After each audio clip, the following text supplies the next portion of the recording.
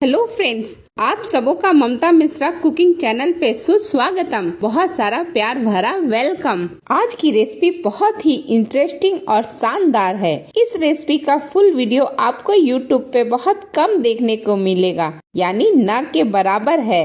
Recipe unique है, लेकिन फिर भी आपको बहुत टेस्टी लगेगी। अंदर की फीलिंग एकदम तीखा चटपटा और बाहर की कवरिंग क्रिस्पी क्रंची, बहुत ही बढ़िया। तो चलिए झटपट से इस रेसिपी को बनाना स्टार्ट करते हैं। इस स्पेशल और नए नाश्ते को बनाने के लिए हम डो तैयार कर लेते हैं। तो इसके लिए गेहूं का आटा लिया है मैंने 1.5 कप के बराबर। आटा थोड़ा कम या ज्यादा रहेगा, कोई बात नहीं। अच्छी तरह से आटे को चाल लीजिएगा, छान लीजिएगा, जिससे सारे डर्ट्स वगैरह निकल जाए और एकदम पाउडरी फॉर्म में आटा मिल जाए। इसमें चलिए हम कुछ सामान मिला लेते हैं। तो 1 चुटकी हल्दी, 1 चुटकी काली मिर्च और साथ ही हम नमक टेस्ट के अकॉर्डिंग मिलाएंगे, यानी 1/4 चम्मच मैंने डाला है।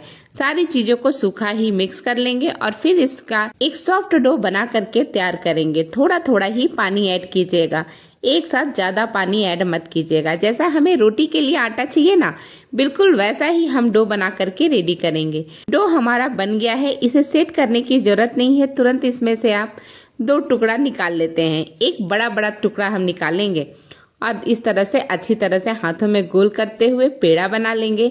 एक बड़ा पेड़ा बन गया और आधा आटा हम रख देते हैं, बाद में यूज करेंगे। जिस पेड़े को बनाया उसे अच्छी तरह से सूखे आटे में लपेट लीजिए और फिर इसे बेल लीजिए।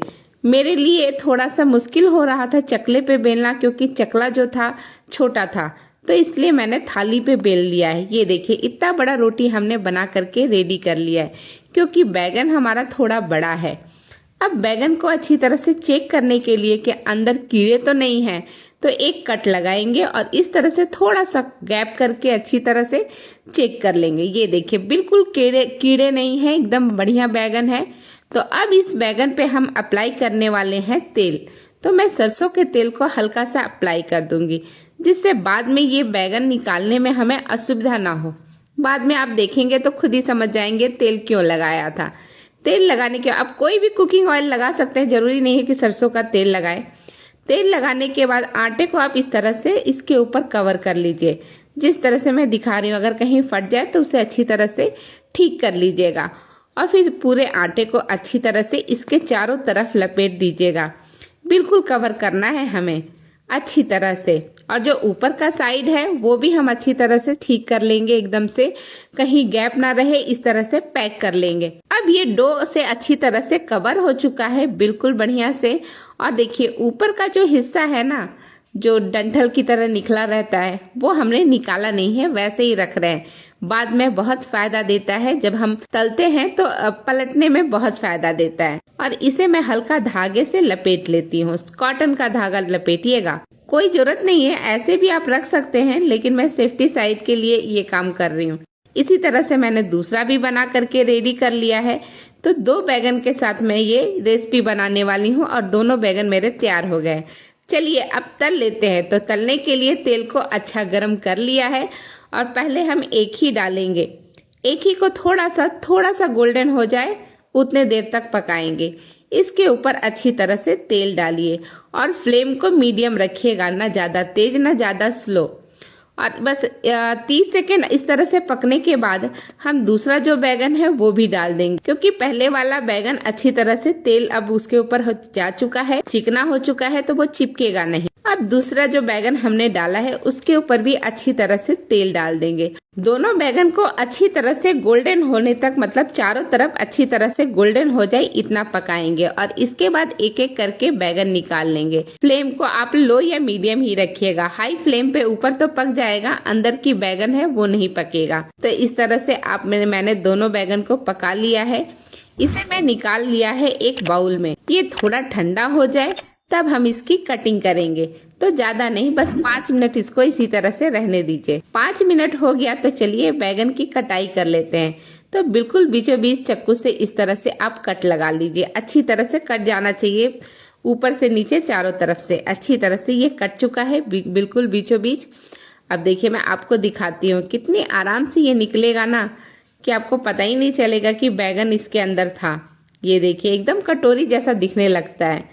ये ऊपर का डंठल थोड़ा सा इसको प्रॉब्लम दे रहा है, लेकिन आप हल्का सा प्रेस करेंगे तो निकल जाएगा। और ये दूसरा वाला भी इसी तरह से निकाल लिया है।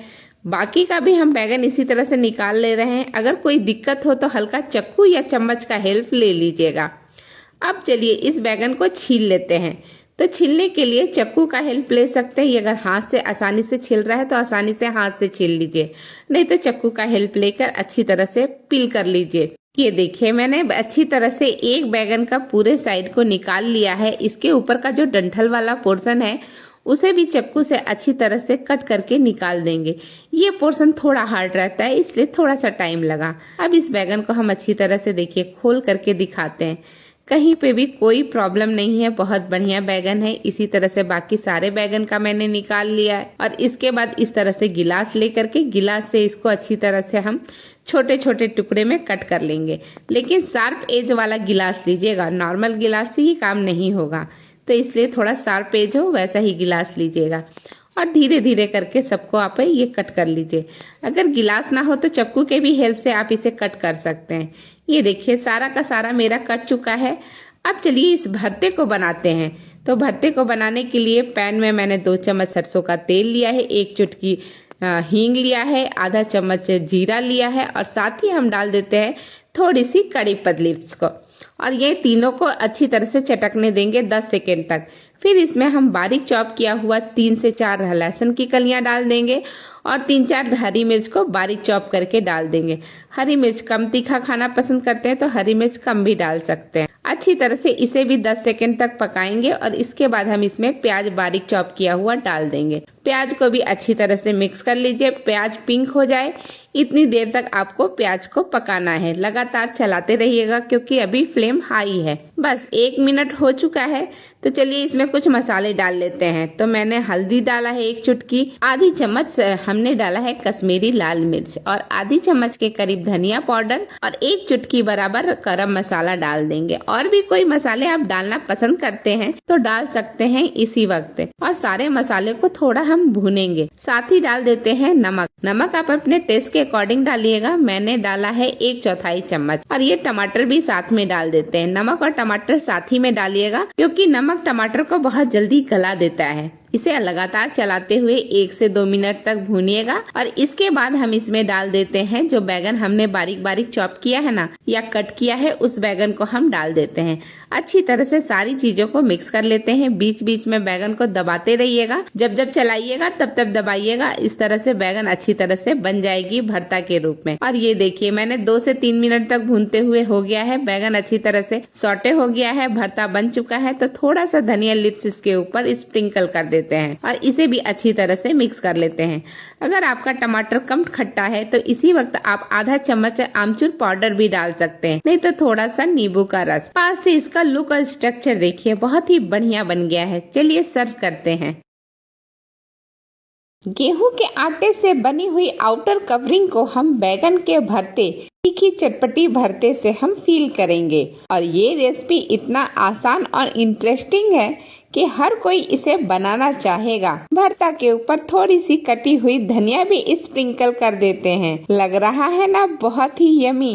इसे देख करके कटोरी चाट की फीलिंग आ रही है। लेकिन ये रेसिपी बहुत ही हेल्दी है। टेस्टी तो है ही, हेल्दी भी बहुत है। इसका लुक, टेक्सचर सब बहुत बढ़िया लग रहा है, दिखने में भी बहुत सुंदर। आज की ये नई इंटरेस्टिंग रेसिपी अगर आपको पसंद आती है तो मेरे वीडियो को लाइक शेयर कीजिए और चैनल पे नए हैं तो सब्सक्राइब भी अवश्य कर दें। साथों ढेरों कमेंट भी किया कीजिए। इसी के साथ ये वीडियो मैं यही समाप्त करती हूँ। फिर मिलती हूँ आपसे एक नई वीडियो, एक नई रेसिपी के साथ। तब तक के लिए बहुत बहुत धन्यवाद। Thank you.